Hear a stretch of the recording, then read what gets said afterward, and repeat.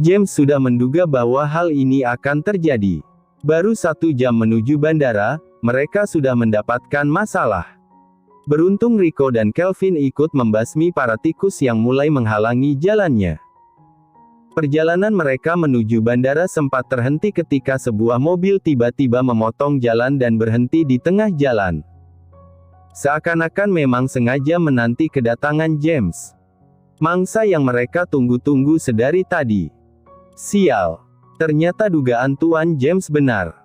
Rico yang memang mengambil alih kemudi hanya bisa berdecak sebal. Kelvin mengambil pistol yang memang disembunyikan di tempat yang aman di mobil itu. Haruskah kita basmi saja para hama ini? Tidak perlu, jalan saja. Kamu mengerti kan maksudku Rico? Rico mengangguk paham, karena tuannya meminta untuk tidak menggubris tikus-tikus kecil itu, maka tidak ada hal lagi yang diharuskan selain mengabaikannya. Dor. Suara tembakan itu membuat mereka mau tidak mau harus berhenti. James menghela nafas jengah, dia meminta Kelvin dan Rico untuk turun lebih dulu sementara dia menunggu di mobil dengan tenang. James bahkan tidak pernah merasa terganggu dengan suara pistol yang kini saling tembak. Kaca mobil seakan dipukul paksa, namun kembali tenang saat James yakin bahwa Kelvin atau tidak Rico sedang membereskan mereka semua. Tentu saja James kali ini sedang berpikir keras, bagaimana bisa mereka mengetahui rute dan hari keberangkatan James. Ada yang tidak beres sekarang. Sementara itu Rico menghindar ketika seseorang hendak memukul belakang kepalanya. Tidak disangka dia akan sangat cermat merasakan seseorang yang kini hendak menyentuhnya. Begitu juga Kelvin yang melilitkan tangannya di leher salah satu preman bayaran, dan mengeluarkan alat tembak dari sakunya lalu menembak kaki salah satu preman. Merasa kewalahan para preman itu segera kabur, meninggalkan satu yang menjadi tawanan Kelvin. Karena tangan pria itu masih setia melilit lehernya. Cabut. Mereka langsung pergi dengan terbirit. Tidak disangka mereka yang jumlahnya sebanyak 6 orang bisa kalah dengan 2 orang yang bahkan baru mengeluarkan senjata terakhir saat kepepet. Rico menghampiri Kelvin yang saat ini sedang menahan 1 orang. Pria itu mencoba berontak namun dengan cepat mendapat bogem mentah dari Rico. Katakan padaku, siapa yang menyuruhmu? Pria itu masih tetap bungkam, meski sekarang dia kembali mendapat pukulan mentah yang mendarat di perutnya namun dia sama sekali tidak mau membuka suara.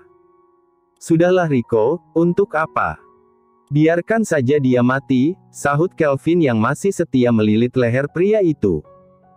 Pistol yang semula dipegang Kelvin berpindah tangan dan kini ujung pistolnya diletakkan tepat di kening pria itu. Wajah ketakutan tergambar jelas sekarang.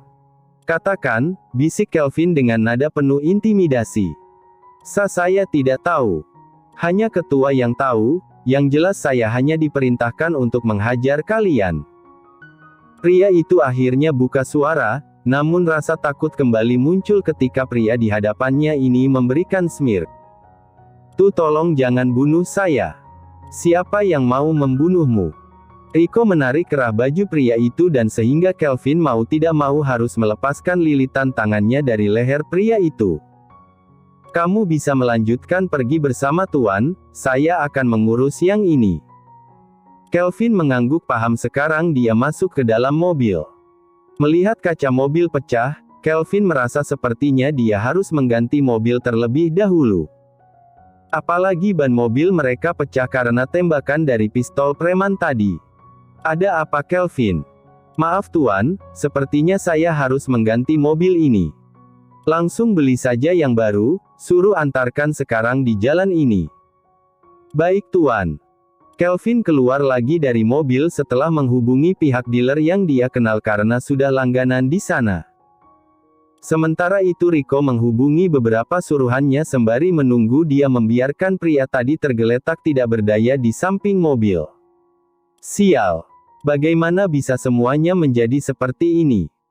Tukas Rico sembari menendang angin dan kini mengarahkan tatapan tajamnya pada pria yang tergeletak tidak berdaya. Bukankah hanya kita yang tahu, bagaimana bisa hal ini sampai bocor? Tanya pria itu yang saat ini melirik Kelvin. Sementara Kelvin menggeleng dengan jujur. Hanya Nyonya yang tahu, itu pun Nyonya tidak mungkin mengirimkan mereka preman bukan? Atau jangan-jangan ini perbuatan nenek sihir itu? Kelvin mengernyitkan dahinya bingung. Nenek sihir siapa yang kamu maksud ini? Tentu saja siapa lagi kalau bukan Nyonya Kalia, ujar Rico yang sudah sangat yakin. Kelvin mengangguk paham, karena bisa saja yang dikatakan Rico benar. Mereka tidak butuh waktu lama untuk dua mobil datang di saat yang bersamaan. Kelvin mengurusnya dengan sangat baik. Rico mana? Dia pergi membawa salah satu preman untuk diinterogasi. Hanya saja Tuan, bukankah sangat aneh jika jadwal keberangkatan Anda diketahui, sementara baik saya maupun Rico tidak pernah membocorkannya kepada siapapun, kecuali Dr. Charles, karena beliau sendiri yang merekomendasikan tempatnya. Tanpa James perlu cari tahu pun sebenarnya dia sudah menduga siapa yang memiliki rencana busuk ini. Memangnya siapa lagi? Hanya Nyonya Kalia, wanita ular yang selalu mengganggu ketenangan hidupnya. Perketat pengawasan untuk Andrea. Lalu, sepertinya setelah aku pulang nanti aku akan memeriksa semua pelayan. Baik Tuan. Kelvin merasa heran, masih saja ada duri dalam daging. Padahal tuannya sudah mempersempit ruang dengan membiarkan hanya ada 5 pelayan yang mengurus rumah itu sendiri. Bahkan mereka memiliki latar belakang yang diketahui dengan jelas. Bagaimana bisa ada tersempil pengkhianat di antara mereka? Mendadak Kelvin ingat Ditra, rasa takutnya muncul ketika ingat Ditra. Hatinya merasa Ditra tidak mungkin mata-mata namun, pikirannya seakan terarah pada gadis itu.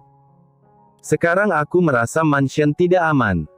Apa aku minta saja Andrea untuk tinggal sementara waktu di kediaman Celestine? Mendengar kekhawatiran tuannya Kelvin jadi berpikir kalau mungkin saja tempat di kediaman Celestine cukup berbahaya karena memang dia dengar kalau putri bungsu keluarga Celestine memilih tinggal di kediaman Celestine untuk beberapa waktu. Sepertinya itu bukan saran yang bagus Tuan. Karena saya dengar Nona Raeli dan suaminya tinggal di sana untuk sementara waktu karena ada alasan yang tidak diketahui. James mengernyitkan dahinya keheranan. Bagaimana kamu bisa mengetahuinya? Itu karena River yang memberitahu saya. James sedikit terkejut mengetahui bahwa Kelvin mengenal River, sosok asisten kepercayaan mertuanya. Pria itu masih muda dan sebaya dengan Kelvin, dari yang dia ketahui. Tentu saja Kelvin yang memberikan informasi saat itu. Kamu kenal dekat. Saya dan dia satu universitas. Saya pernah cerita kalau saya punya saingan ambisius yang akan menghalalkan segala cara untuk mendapatkan peringkat pertama. Orang itu adalah River, jawab Kelvin. Ya meski dia menyebalkan karena ambisius, tapi dia cukup bisa diandalkan dan menceritakan sendiri kepada saya bahwa nona muda keluarga itu tidak mau tinggal terpisah dari orang tua angkatnya. James berdecak sebal, dia bahkan tidak pernah melupakan fakta kalau dulu dirinya pernah hampir menikah dengan adik angkat Andrea.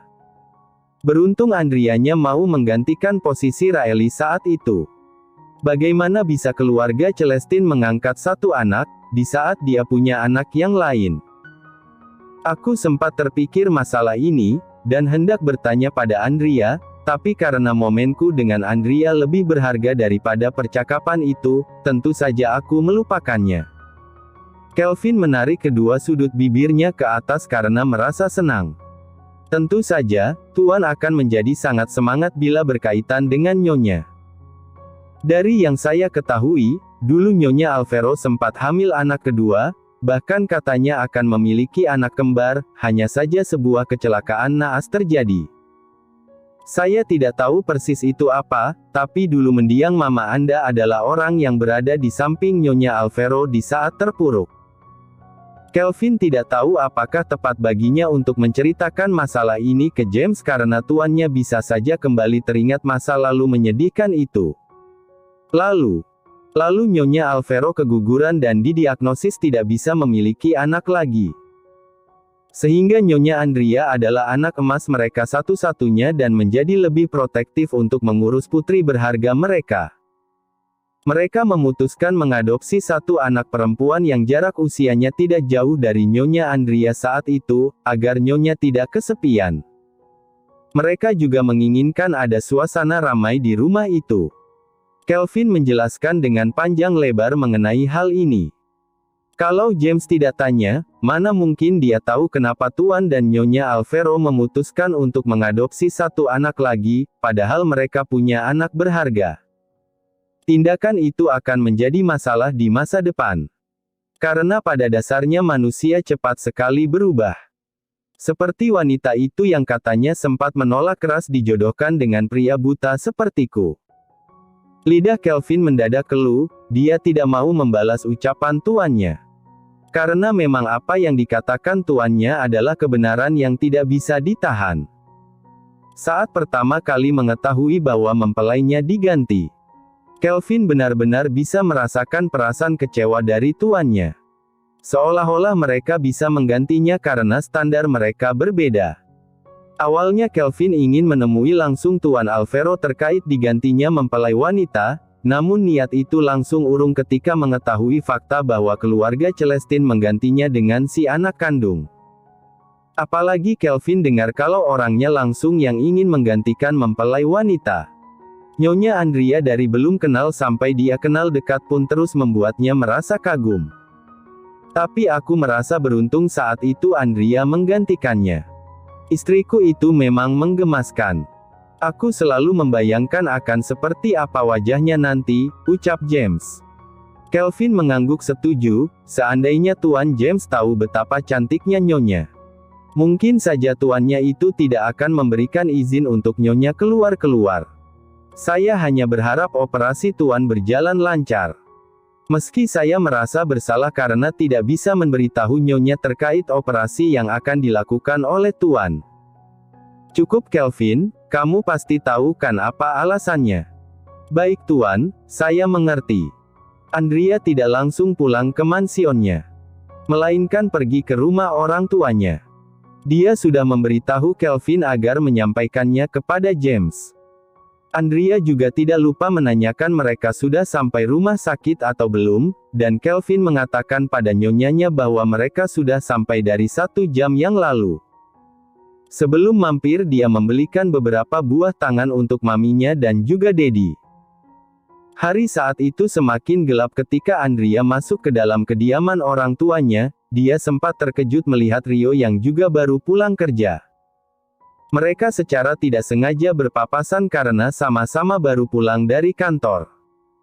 Hanya saja yang membuat Andrea aneh, kenapa tiba-tiba ada Rio di sini?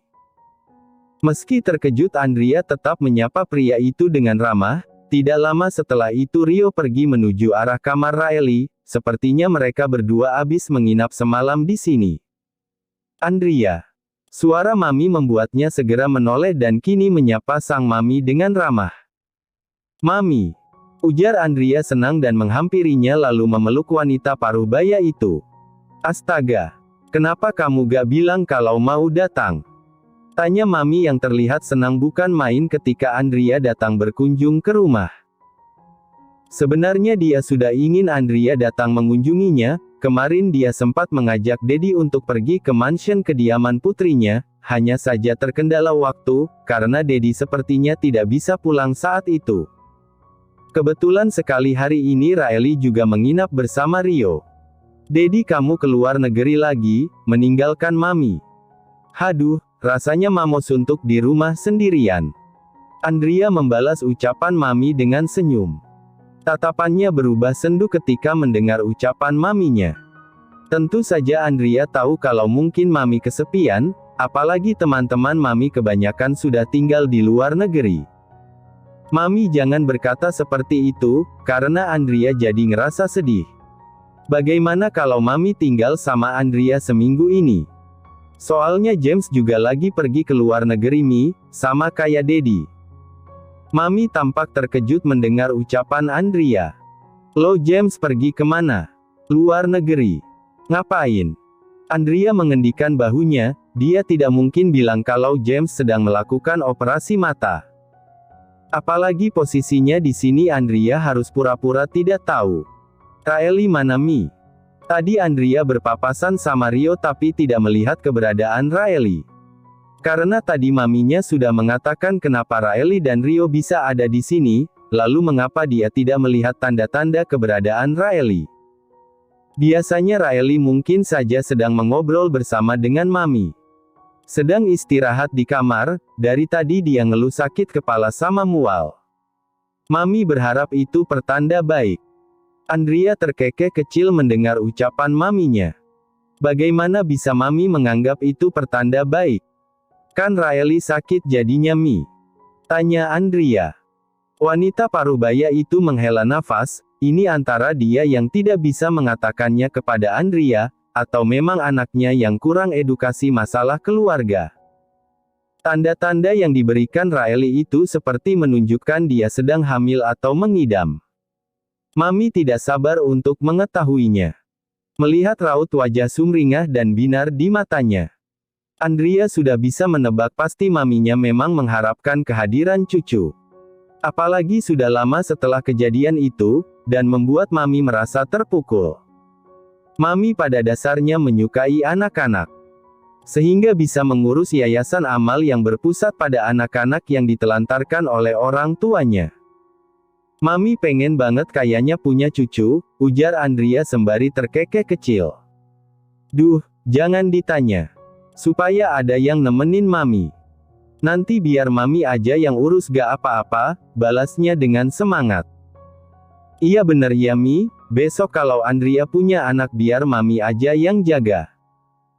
Sebenarnya Andrea hanya bergurau, karena tidak mungkin juga membiarkan maminya mengurus cucu-cucunya sendiri, meski kata mami dia memang menginginkan seorang cucu. Andrea hampir lupa kalau dia membawakan mami sesuatu. Karena tidak tahu di rumah akan ada Raeli dan Rio, Andrea jadi tidak membelikan apapun untuk mereka. Mi, makan malam nanti mau makan apa? Tanya Andrea. Sejujurnya tidak tahu. Memangnya Andrea mau makan apa? Tanya mami lembut. Pasta, jawab Andrea yakin. Mami mengernyitkan dahinya keheranan. Kenapa tiba-tiba Andrea minta pasta, bukannya Andrea agak-agak benci makanan yang terlalu banyak. Ngidam kamu. Andrea menggeleng dengan mantap, entahlah dia tidak merasakan apapun. Hanya saja memang akhir-akhir ini berat badannya bertambah drastis. Makanya Andrea sedang menjauhi yang namanya timbangan berat badan. Mana mungkin Mi, aku pernah dapat kok. Oh iya ini buat mami, ucap Andrea menyerahkan paper bag berisi beberapa ramuan herbal yang bagus untuk tubuh. Terima kasih banyak sayangnya mami. Wanita parubaya beralih memeluk putrinya tercinta. Setelah itu mengajak Andrea untuk duduk di ruang tengah dulu, sembari meminta koki menyiapkan pasta untuk Andrea. Bagaimana kabar James? Mami sebenarnya ingin bertemu dengan James. Entah kenapa 3 hari sebelum kamu datang mami memimpikannya mendiang mamanya James. Berbicara soal mendiang mama mertuanya, Andrea jadi teringat mengenai cerita masa lalu James. Apa mami juga tahu bagaimana mama James bisa meninggal? Karena sepertinya mami mengenal dengan baik sosok mendiang mama mertuanya. Mami sama mendiang mamanya James ya? Iya, mami sama dia sahabatan dari zaman SMA. Anaknya cukup anggun dan ceria. Mungkin semenjak dia menikah, dia jadi semakin tertutup dan lebih lembut lagi. Mami tahu. Mama James meninggal karena apa? Andrea mencoba bertanya lagi, namun sepertinya dia sudah tidak sanggup saja rasanya. Apalagi sekarang dia mencoba membahas tentang mendiang mama mertuanya yang meninggal secara tiba-tiba sembari memeluk James kecil. Kata Helik, Anne sakit. Tapi mami gak pernah tahu dia sakit apa. Apalagi saat itu Anne sedang hamil, seharusnya James punya adik. Kenapa? Kamu tahu sesuatu tentang Anne? Tanya mami yang kini terlihat penasaran dan mencurigai Andrea. Andrea segera menggeleng dan menarik kedua sudut bibirnya ke atas. Dugaannya benar, kalau Mami sama sekali tidak tahu apa yang dialami oleh mendiang mamanya James. Seandainya Mami tahu, pasti Mami akan langsung melabrak papa mertuanya. Karena percayalah, sifat Andrea ini menurun dari maminya tercinta. Mendiang mama mertua, sama papa mertuaku itu saling mencintai gak sih Mi? Andrea kembali bertanya. Dia mendadak ingat tentang pernikahan yang sebenarnya dijalani oleh papa mertuanya dan Nyonya Kalia. Mereka terlihat bukan seperti pasangan yang saling mencintai satu sama lain, melainkan menjadi pasangan yang terus bertengkar. Lalu ketika mengetahui mereka tidak cocok satu sama lain, kenapa mereka menikah? Tentu saja, kamu harus tahu Helik itu sangat posesif. Saat Anne hamil James dulu, Helik mana mengizinkan Anne keluar lebih dari sejam. Pasti Mami yang selalu main ke sana, mana posisinya juga lagi sama-sama hamil.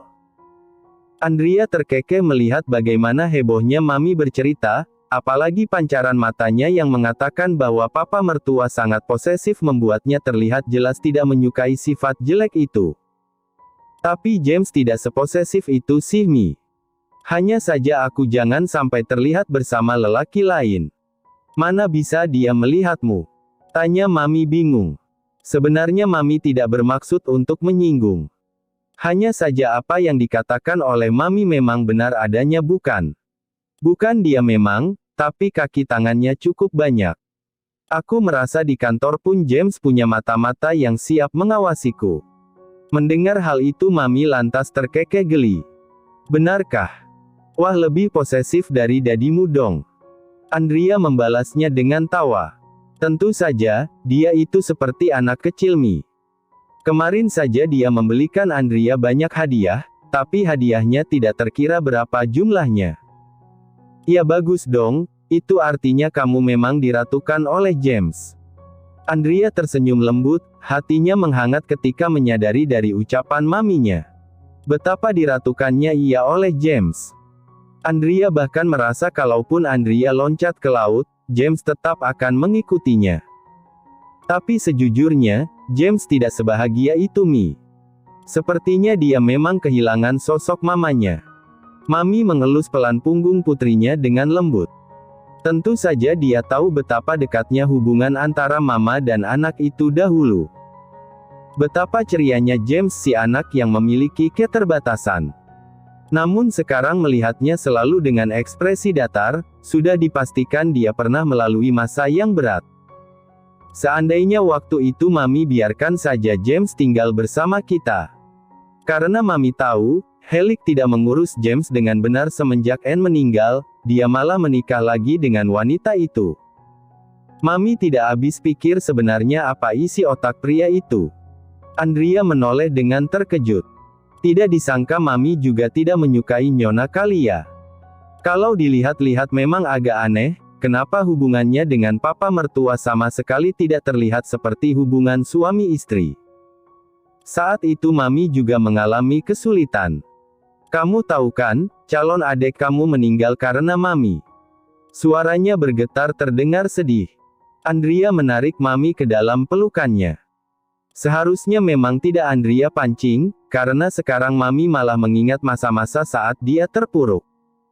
Maaf Mi, Andrea tidak bermaksud membuat Mami mengingat kembali masa lalu Mami. Wanita parubaya itu tersenyum kecil, dia meraba dagu putrinya dengan sayang. Rasa sedihnya kembali hadir, namun dengan sebisa mungkin dia menyembunyikannya. Semua sudah berlalu, Mami sudah mengikhlaskannya. Mungkin Tuhan memang lebih menyayangi calon adik-adikmu sehingga mengambilnya lebih dulu tanpa sempat berkenalan. Andrea memeluk tubuh Maminya. Mami tenang aja, sekarang ada Andrea yang akan menemani Mami. Mami. Suara itu membuat kedua wanita yang sedang berpelukan dengan emosional, menoleh ketika mendapati sosok Riley yang kini berlari kecil ke arah mereka. Rio juga tampak tersenyum dengan bahagia dan mengikuti Riley. Jangan berlari sayang. Tukas Rio yang memperingatkan Riley untuk memperhatikan langkahnya. Andrea yang cukup penasaran pun bertanya, ada apa Riley? Wajah Raeli terlihat sumringah saat melihat kedatangan Andrea juga. Bukankah ini saat-saat yang bagus? Astaga. Sepertinya takdir sedang memihaknya. Mami. Ujar Raeli yang tak kuasa menahan tangis harunya dan kini memeluk Mami, seakan menggeser posisi Andrea supaya sedikit menjauh dari Mami. Ada apa sayang? Tanya Mami lembut.